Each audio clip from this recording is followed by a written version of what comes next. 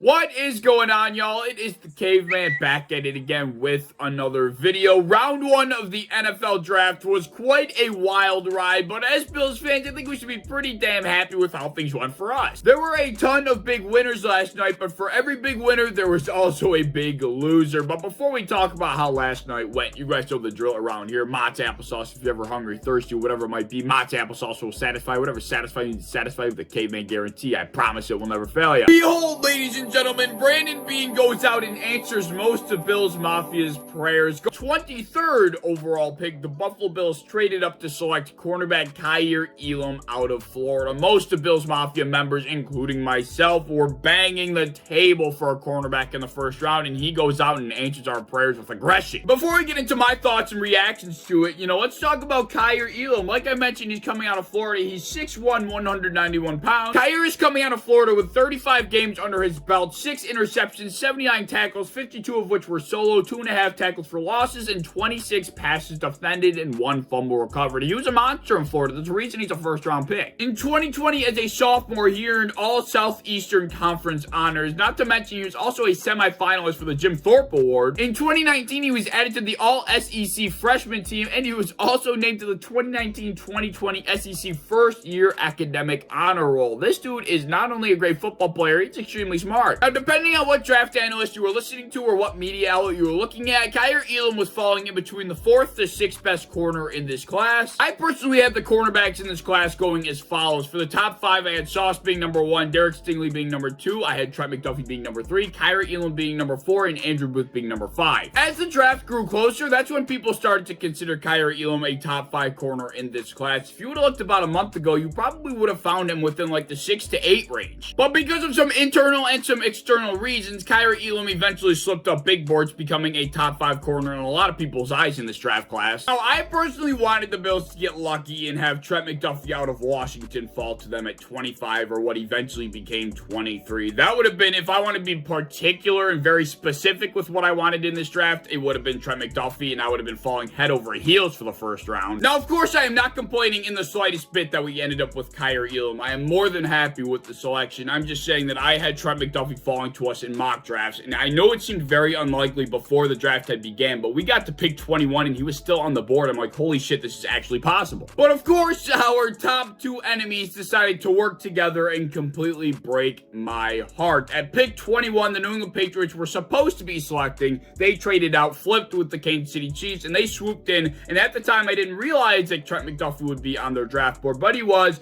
and that's who they ended up selecting. Dear God, was I heartbroken and pretty damn upset at that moment in time. Oh, you were lying. I thought you were just...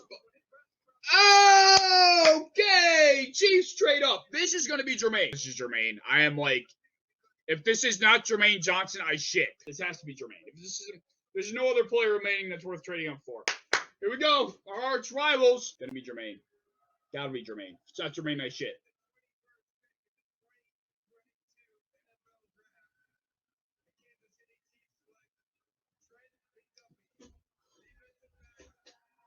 No, no, no! No, no, no! My God, no!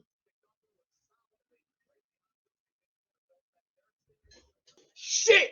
It's like, come on, Bill Belichick probably called up Kansas City and was like, you guys want to screw over Buffalo significantly again? And they're like, of course we want to screw over Buffalo. And they trade up to 21. They take Trent McDuffie. Hindsight does say that this move made complete sense. All right, the Kansas City Chiefs did have a cornerback on their radar when looking at it from a pre-draft perspective. And I knew that. I mean, I made a mock draft, and funny enough, I mocked Kaiir Elam going to the Kansas City Chiefs at like 29 or 30, and I had Trent McDuffie falling to the Bills at 25. So it's ironic that I had them flip-flopped in my mock. I guess I just didn't expect them to trade up to be getting Trent McDuffie. I thought they'd be trading up for another guy that was not supposed to be there. But, when I'm looking at it in hindsight, like I mentioned, it did make sense. But of course, not complaining in the slightest bit. I was just explaining my perspective throughout the draft. Nevertheless, after Kaiir Elam was selected, a lot of different reports came out mentioning how great of a character Kaiir Elam is. We know how this locker room and this franchise is run at its core. Family first, making sure you're a great locker room guy, making sure you're a team player and you're always looking out for the guy next to you. And based on everything everything that Brandon Beane had to say about Kaiir Elam, it sounded like he checked each and every single one of those boxes. Brandon Beane said that after Kaiir Elam got drafted by the Buffalo Bills, he requested that the playbook for the Bills would be on the plane for Kaiir Elam so he could fly here with the playbook in hand. I mean, that's some tremendous work ethic if I've ever heard it. Beane also said that when Elam was here on his top 30 visit, they were eating lunch, and Elam just continuously asked questions about how Tre'Davious White got to be so good. How can I become like Tre'Davious White? Like, he's extremely devoted to becoming the best player he truly can be, and of course, stuff like that sticks out to Brandon Beane, as it should. And just to put the cherry on top, Kaiir Elam finished his post-draft interview by saying, "Go Bills." I think he's certainly already learning what it's like to be a Buffalo Bill, and it's not even been 24 hours. The final thing I want to address regarding our first-round selection is I know a lot of people were or are still currently confused about why the Bills moved up from 25 to 23 to select Kaiir Elam when it didn't appear there were any true threats to take him away from us at pick 25. And I was one of those people. I was very confused at the time as to why we moved up from 25 to 23 when I did not think the Ravens or the Cowboys were a threat to take a cornerback, but Brandon Beane did address this with fair justification. Brandon Beane said that Kaiir Elam was the final player left in the first round that still had a first round grade on their big board, and like I said, that's a completely fair justification. God forbid the Ravens or the Cowboys selected Kaiir Elam before we did at 25. I mean, that would have sucked. I mean, what would we have done then? So it certainly did not hurt to be aggressive. That fourth round pick or whatever we gave up is not going to be the end all be all at the end of the day. If you trust Brandon Beane to trade up for a player, you got to know he's going to be pretty damn good. But yeah, those are my final thoughts and reactions regarding the Buffalo Bills first round selection being Kaiir Elam out of Florida.